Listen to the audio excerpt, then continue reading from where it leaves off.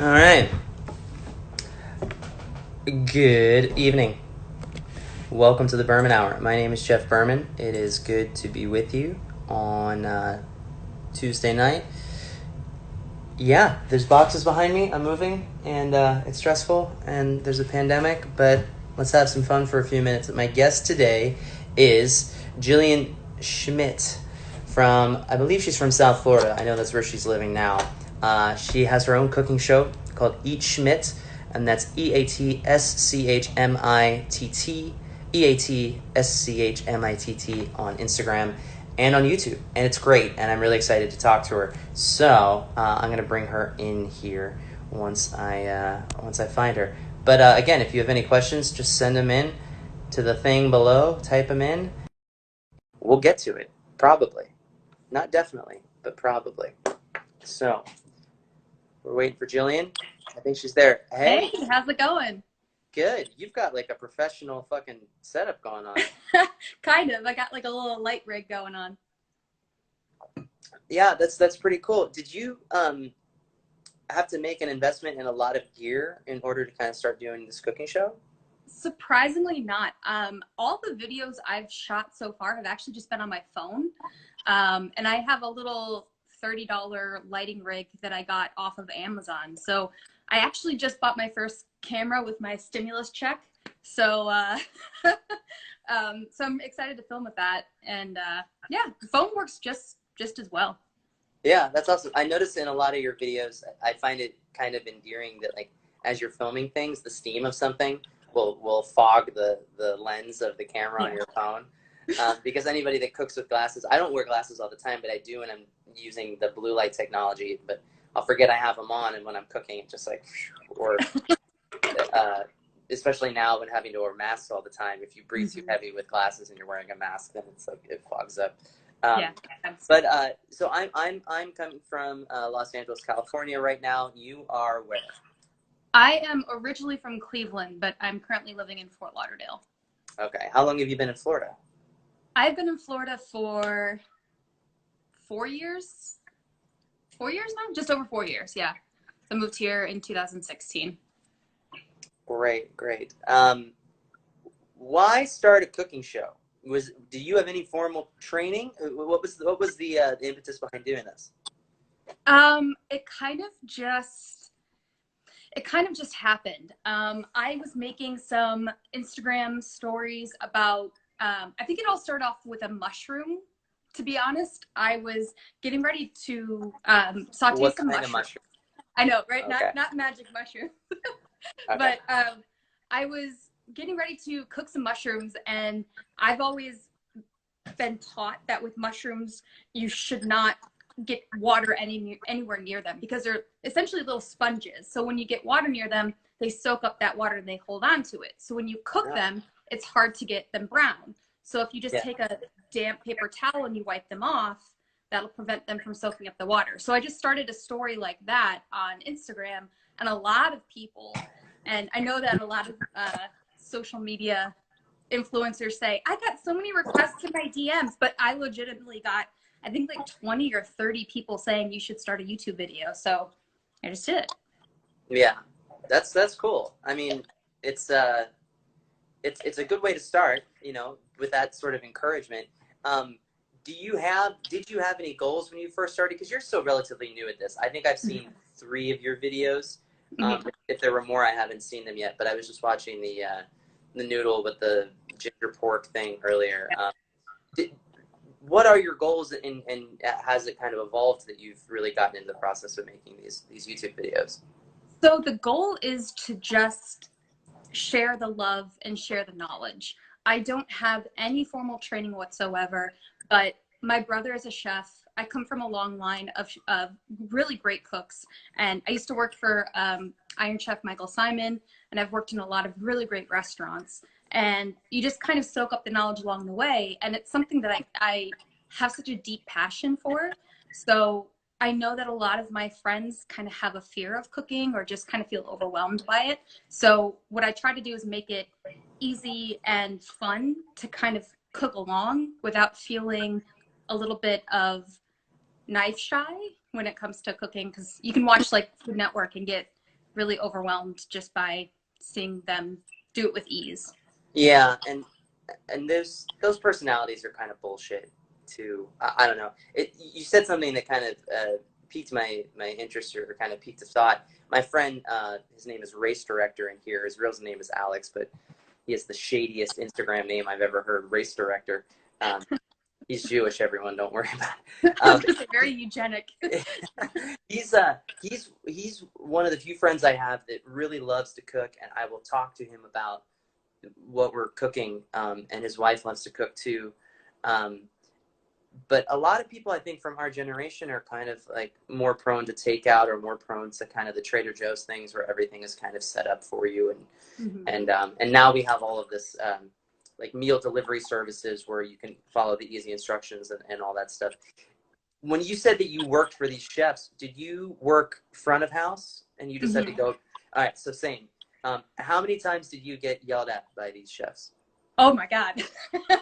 Well, I always tried very hard because, like I said, my brother was a chef, and we usually always worked in the same restaurants. So if I ever misstepped in the kitchen, he really let me know when I got home that what I did was not okay. So it was very, it was kind of like being baptized by fire when it comes to the kitchen. Because if you don't know and no one tells you, they're going to hate you. And the last thing as a server, as a bartender, as a hostess, is to have anybody on the kitchen staff hate you.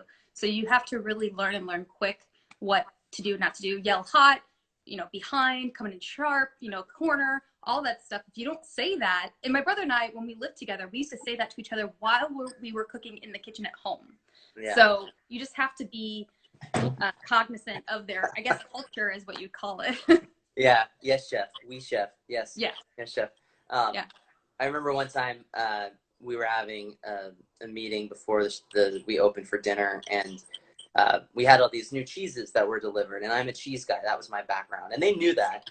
So one of my coworkers, someone from the bar, was like, "What about this Pleasant Ridge Reserve cheese from Wisconsin, whatever?" And he asked it to the chef, but I just kind of butted in and I answered, and I was like, "Well, it's a raw cow's milk cheese from Upland, Wisconsin, and blah blah blah." And the chef didn't say anything. But that was like strikes 1 and 2, and I didn't know that. And then something happened later on in the kitchen where like I answered a question that somebody asked because I thought it was like not a rhetorical, but they were putting it open forum. Yeah. And the chef tore into me, and he was standing there with this knife. He's like, "Fucking Jeffrey, you better learn to shut your fucking mouth." Blah, blah, blah. And I was like, "Oh my God, like I'm gonna get killed." But by the end of the shift, like everything is good. It's unique. How would you describe that sort of education that you get working in a restaurant, working in a kitchen, and the relationship between front of house and back of house? Because it's really it's unlike any other work environment I've ever been involved in. It's either you love it or you hate it, and there is no in between. And when I was living in Cleveland, I worked for a French restaurant. We had a fromagier, so it's kind of funny that you were talking about that. Oh yeah, nice. It's something that you can go to culinary school until you're blue in the face, but it's not until you're in the weeds, you're in the thick of it, that you actually know. Until you stick your hand to get a loaf out of the bread oven and you get burns up and down your arm. But at the end of the day, not everybody's going to have that type of education. Not everybody's going to work in a restaurant. Yeah. So it is, I think everybody should have to, because I feel like it just molds your brain in a way for life in general, because it's so fast moving, and you have to have that core, that family core of like a good shift. Like, you look at the schedule for that night and you're like, "Oh great, I'm closing with this person," or I've got this person in this section. This is gonna be great. And then you end the night, and it doesn't matter how many times the chef blows up on you, or if you dropped a plate, like a tray of glasses. At the end of the night, you all come together, and it's just, it works. But I think education by working in a restaurant is definitely, it goes so far in just everyday life, not just in the culinary world. Yeah, I say to my wife, like, very frequently when we're out at restaurants, if I see something, I'll lean over her and I'll say, I would get fired for that. Like if we're at a table and we're kind of like one of the last few tables and they start breaking down the other tables around me, Like, it doesn't bother me, you know what I mean? Because Yeah. I'm not that much of a stickler. But if I would have done that where I had worked in the places I had worked, there would not have even been a discussion. I would have been Right. fired as soon as I walked back into the kitchen.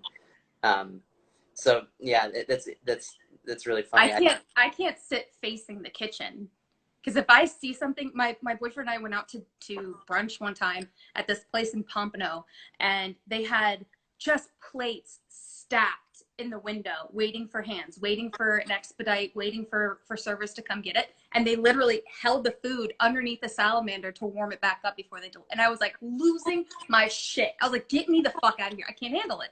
Because Yeah. I was having a panic attack. So I knew if I ever did that, it was a brand new restaurant too, and I was like, that doesn't seem like it's gonna last a long time. Yeah. Do you still have dreams that you have Yeah. a full section and you just can't get anything fired? You can't get anything moved. You can't get anything to the right table. I have dreams that I forgot something. Like, I forgot this person's serviette, or I forgot this person's ketchup or something like that. And then you're like, oh, it's been, 5 years since I've worked in a restaurant, but it's fine. If they don't have it now, they're never going to fucking get it. Yeah. Well, let's get back to the show. One thing I like about how you do your shows is that it's not fancy. The food's not fancy. The food looks really good. We'll talk about that. But your approach is kind of real and not fancy. And you fuck up and you swear and you fuck up your phone and you catalog the fact that you're looking at Instagram as you're cooking. Are you afraid of fucking up food while you're cooking it and you're kind of making these shows, or is that purposely part of the charm? I guess I'm asking you to really spill your secret, but yeah, spill it. Yeah. I think it just kind of comes with the territory, because at the end of the day, I want people to know how to fix a mistake. Maybe they went to go pour in some salt into a dish and the lid pops off and there's a ton of salt poured into the dish. How do you save that? How do you feed your family after you just messed up your entire sauce? And it's something that I think is necessary. Again, you see all these cooking shows that magically the dish is done and it pulls out of the oven and everything's perfect, but that's not real life. That's not what you do when you're in the kitchen. Yeah. So I try not to make a mistake, but I welcome it if I do make a mistake, because it gives me an opportunity it's a learning opportunity for other people to see how you can fix that error. Right. So you started putting some tidbits on Instagram stories, and that led you to want to do a YouTube show. Mm-hmm. In doing the show, what have you learned about yourself as a cook, and what has made you a better cook, and vice versa? What about cooking has made you a better YouTuber? Wow. Okay. So I guess that's kind of a deep one. I wasn't prepared. I was. I know, right? I think what YouTube does for me as a cook, it allows me to kind of stop and take my time a little bit. I have a tendency to be just very quick with everything, and I honestly stumble more because I try to be so fast, and that it's not a race. There's no point in it and me be going so fast. But I think YouTube has given me the opportunity to slow it down and to take a second, because I know what's going on in my brain, but you guys don't know what's going on in my brain. So it has given me the opportunity to stop and take a step back and actually think it through, rather than just saying, oh, fuck it, I'm just going to throw this whole head of ginger in there instead of like a quarter of a teaspoon. Yeah. What was the other part of that question? Well, no. I mean, if doing the show has made you a better chef, or what you've learned about cooking, which you kind of answered, but what about putting together a meal and the cooking process have you learned, if anything, about the YouTube process? It definitely, I never realized how long it takes with YouTube to get everything that you need from start to finish. Because you have to stop and reset and, okay, well, I'm going to go over here and do this angle, or I'm going to do this. So when it comes to the cooking process, it's really just everything's elongated, and you have to do a lot more prepping. I definitely think a lot on the fly, and I don't measure, and I just kind of throw things into a pot and hope it works. Yeah. But with YouTube, you have to be precise, because if somebody that doesn't know how to cook or is new to cooking or feels overwhelmed, they're just like, what, wait, how much was that? What did she just put in? And with each video, I notice things and I try to improve on the next video of, oh, I didn't even film this part of me adding potatoes and carrots to this beef bourguignon at 11 o'clock at night. I forgot to film that. Oh shit. Yeah. Okay, next time. And honestly, quarantine has given me a lot of time to kind of reflect as to what I want to see. In my first 3 videos, I really just kind of filmed like, oh, I'm getting ready to cook this thing. Let me film it. As opposed to, let's have an actual structure to the segment as to like, hey, this is what I'm cooking. These are the ingredients. This is what's happening. So Yeah. I think just having the foresight is what I was missing before. Yeah, and as you're putting that foresight together and you're getting ready to do a specific dish for a YouTube show that you're doing, do you think about the performance part of it, or do you just kind of let what comes naturally to you, that almost as if like us as the viewers were a fly on the wall watching you cook in your own kitchen? Yeah, I don't like to write a script. I don't like it to be I just like it to be organic, where my true personality comes through and I have the opportunity to look and act like a complete dork on camera, because at the end of the day, that's just kind of what happens. I feel like when you spend too much time thinking about what you're going to do, at least for me, I end up not performing, or not performing, but I end up not getting across my personality. It just kind of sounds like a robot, as opposed to winging it, and then my personality shines through, I guess. Yeah, I think that is YouTube kind of in a nutshell, is that the information on there is great and it's certainly plentiful, but you have people that are personalities that come across that I think people gravitate to and can understand, whether it's, you know, cooking something or, you know, putting up drywall or whatever the tutorial is. There's one, sorry to interrupt, there's one thing that drives me crazy about YouTubers, especially right now. There's 2 things. There's, yeah, hi everybody, welcome back to my channel. Today we're going to be doing blah, blah, blah, blah, blah. I hate that. It's like nails on a chalkboard. And another thing is, usually when people are doing voiceovers, there's like this sing-songy tone that a lot of girls take on. With like, and today I'm going to be making beef stew. And it's just like this, you don't talk like that to your friends. And it would drive me crazy yeah, to hear that. So I just like to keep it very organic. yeah. What is the favorite thing that you've cooked on your show so far, or It's you think actually has turned out the best? the very first one, the pork sambal noodles. Okay. That's honestly like kind of a return meal. It's very good. It's very, very good. Yeah, it looked easy. It looked inspiring. I'm gonna try that at some point. Fantastic. We don't cook with ginger a lot in this house, but that could change. What is your favorite food? It's kind of a cop-out question, but I'm curious. What is your favorite food? Korean, anything Korean, but generally Korean barbecue. I have a huge love for Asian culture in general, but Korean especially, that's my favorite. And that's probably going to be the last sort of restaurant to come back, I would think. I think so. Yeah, I mean, LA is a big Korean food town. We have more Korean than we do Chinese or Thai or Japanese. So the restaurant culture in LA truly reflects that. And man, the Korean barbecue out here is very good. And just like every meal is just kind of like an event. Some of them are more sports bar type. Some of them are more authentic.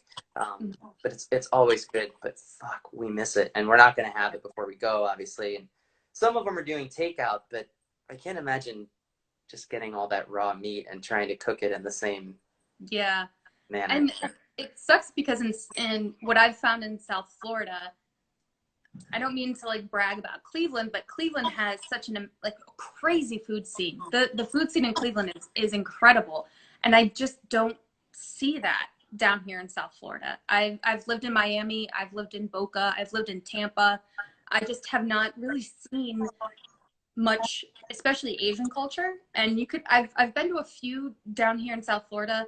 There's one or two that are really, really great, like Gabo's. If you're in South Florida, Gabo's is fantastic, but it's just not, it's not there. And it's something that I really, really miss, and I will travel for food. So Yeah. I see Endless Fight Booking, which I believe is Paul Pincus in South Florida as well, who's a great. Oh, I love Paul. He's great.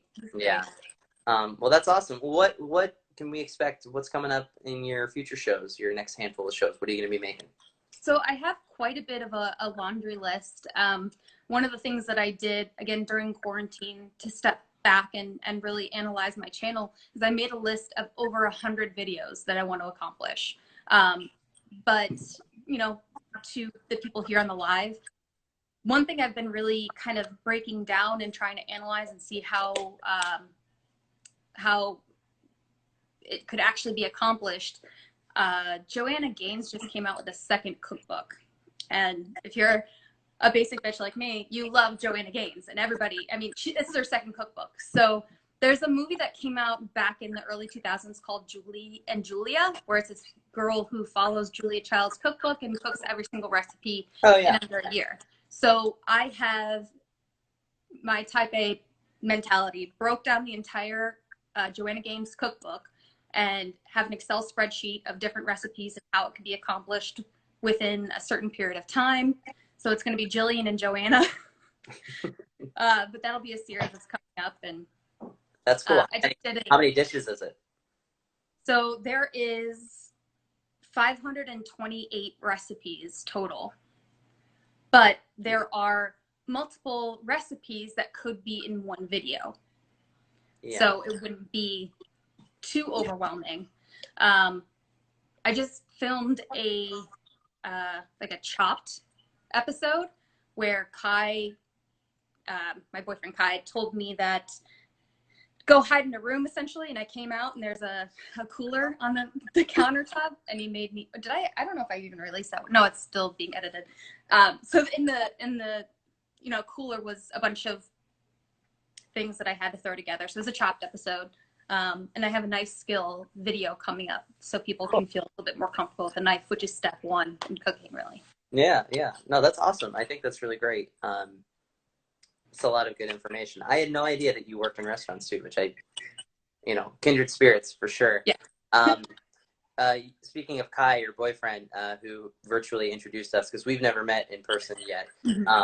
But Kai said something about that he was Chip, and now that I think about it, I think he could pull off a Chip Gaines cosplay. He's very Chip-like. He is, yeah. He looks like him too, like especially when the hair gets a little longer. Well, my last question is, you wouldn't, under any circumstance, cook your dog, would you? Absolutely not. All right, she's my best friend. Just making sure. Times are tough. Listen. Shout out to Dorothy Moreland. Both Dorothy Morelands, I suppose. Both Delmos.